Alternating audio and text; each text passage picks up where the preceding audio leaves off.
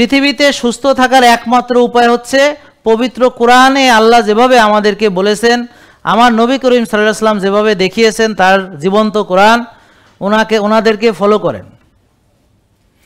এছাড়াও বিজ্ঞান যেটা বলছে সেটাও ফলো করেন, মিথ্যা বিজ্ঞান না, সত্য বিজ্ঞান। আর হলো পূর্বপুরুষরা আমাদের কিভাবে চলেছেন সেটাও চিন্তা করেন। এখন আপনি যা করছেন, এক এক করে একটা করে উদাহরণ দেব এবং আপনারা সবাই আমার সাথে এগ্রি ডিসএগ্রি করবেন। আপনারা যেটা করছেন সেটা কি বিজ্ঞানসম্মত, ইসলাম সম্মত, নাকি আপনার পূর্বপুরুষরা সেটা করেছেন?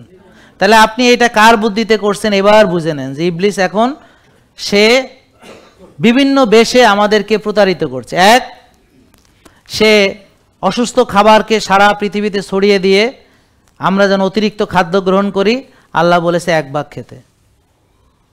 আমরা যেন বারবার খাই, আল্লাহ বলেছে রোজা রাখতে। আমরা যেন অতিরিক্ত ভক্ষণ করি, আল্লাহ বলেছে পরিমিতি বোধ বজায় রাখো, ক্ষুধা লাগলে খাও। আর আমরা এখন রুটিন মাফিক ক্ষুধা টুধা বাদ দিয়ে 8-10 বেলা যে যার মতো করে খাচ্ছে। তাহলে শয়তান শুধু খাবার নষ্ট করেই ক্ষান্ত হয়নি, বিভিন্ন উপায়ে আপনাকে খাওয়ানোরও ব্যবস্থা করেছে।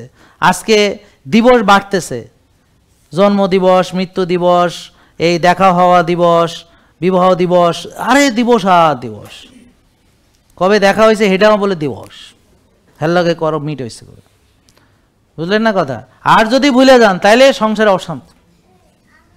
ধরেন বউয়ের বার্থডে ভুলে গেছেন, তাইলে মনে করেন মৃত্যুদণ্ড, এবার আপনি বাঁচবেন কিনা এবার দেখেন।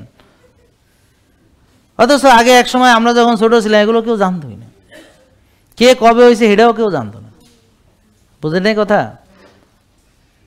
তা এখন লাভ রিয়াক্ট দিয়েছেন কোথায়, হেঁটে নিয়ে ঝগড়া বাঁধায় ডিভোর্স হয়ে গেছে। আগে তো রিয়াক্টই আসিল না।